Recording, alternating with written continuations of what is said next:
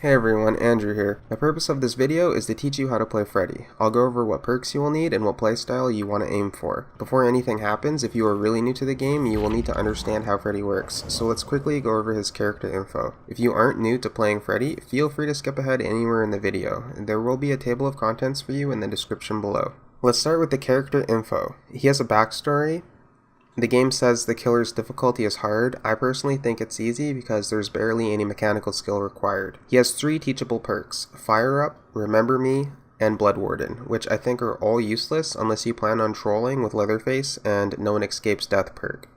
Moving on to Freddy's power, Dream Demon. He pulls survivors into the dream world. The survivors can't see Freddy unless they are in the dream world. There is a transitioning phase when being pulled into the dream world where you get to see short glimpses of Freddy appearing and disappearing. You can use this transitioning phase to mind game the survivors, which can lead to a free hit. When the survivors are in the dream world and they are outside of Freddy's terror radius, Freddy can see their auras across the map. Survivors who are in the dream world suffer a 50% action speed, so anything with a progress bar goes slower. Survivors who are in the dream world while failing actions on healing or repairing generators get to wake up and leave the dream world. Survivors who are also not in the dream world can wake up other survivors who are in the dream world. Moving on to attributes. Freddy has a base 4.6 move speed, a base 24 meter terror radius, and average height. This means Freddy can move at max speed for killers, and with a 24 meter terror radius, by the time the survivors hear him coming, they will most likely not be able to hide in time, and since he has average height, it can be harder to see Freddy around some loops. These are the perks you will need to play Freddy, and I'll explain what they do.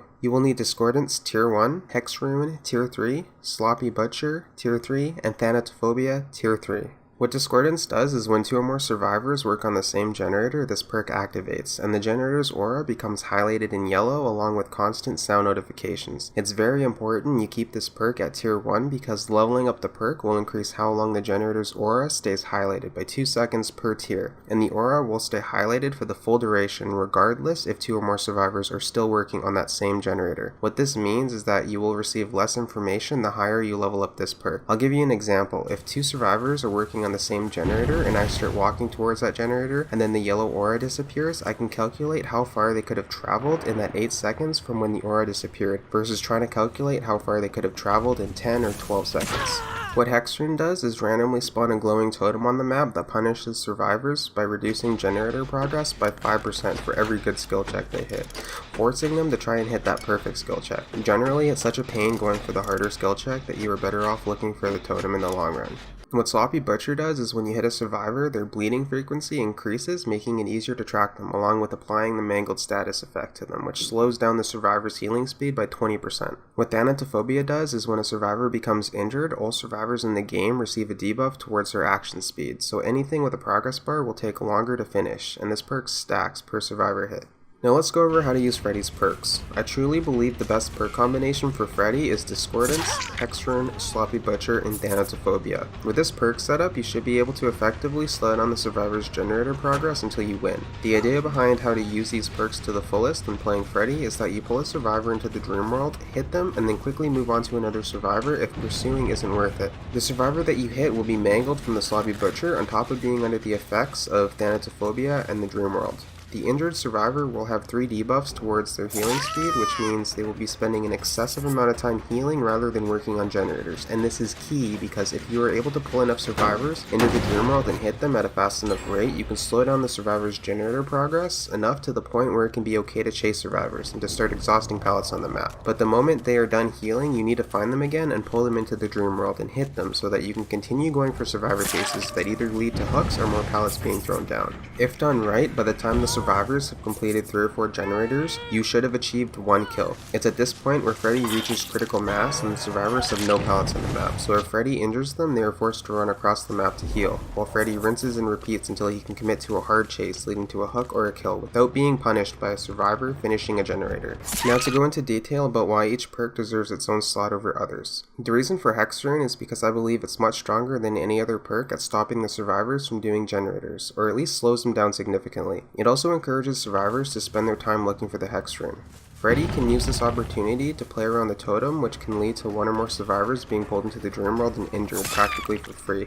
The reason for discordance over barbecue and chili is that with barbecue and chili, you need to be able to hook survivors in order to use the perk, and Freddy is very weak at hooking survivors because Freddy can't do anything about being looped around pallets. Freddy's strength is his ability to easily injure survivors along with pulling them into the dream world, which reduces the survivor's action speed. So that being said, discordance is perfect because it stops gen rushing and tells you where at least 2 survivors are on the map, which means you are pulling multiple survivors into the dream world at a rate that's going to give you full control of the game, especially if you injure them.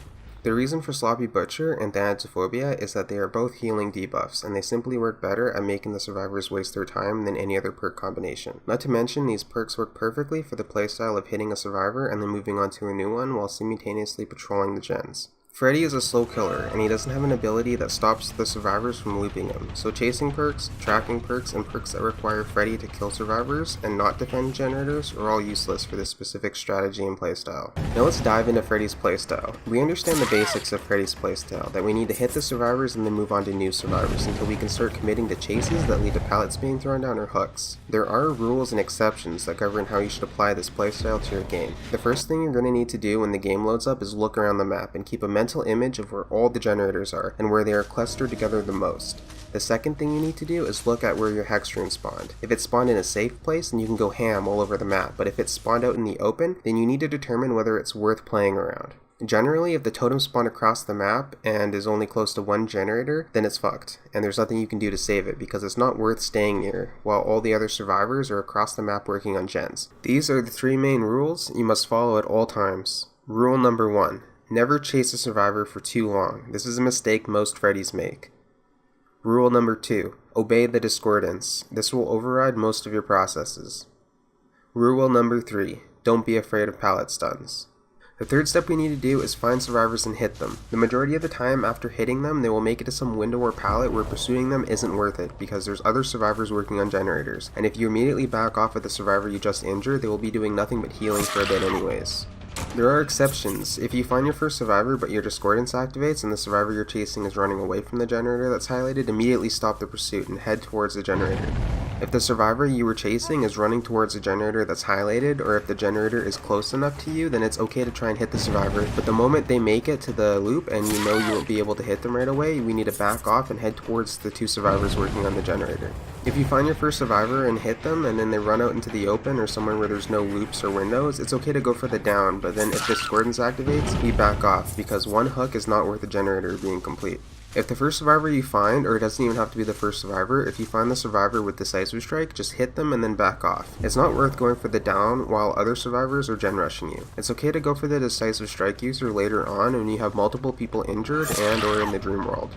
The fourth step we need to do after hitting and injuring our first survivor is to find more survivors to pull into the dream world and hit. We need to rinse and repeat this step multiple times in order to defend the generators and slow down the survivor's progress. How we go about the fourth step varies from game to game. At any point in time during the fourth step, if discordance activates, it overrides all other processes we're doing, and we need to head straight towards that generator. If discordance doesn't activate and you still need to find a second survivor, you can look for them in a few ways. Usually at the start of the game, survivors spawn near the generators furthest away from you. This is usually a good place to find some, or you can head towards your totem and then check the generators on the map in a circular motion. The main thing is patrolling the generators and remembering which ones you've checked recently so that you can afford to check the ones you haven't checked yet.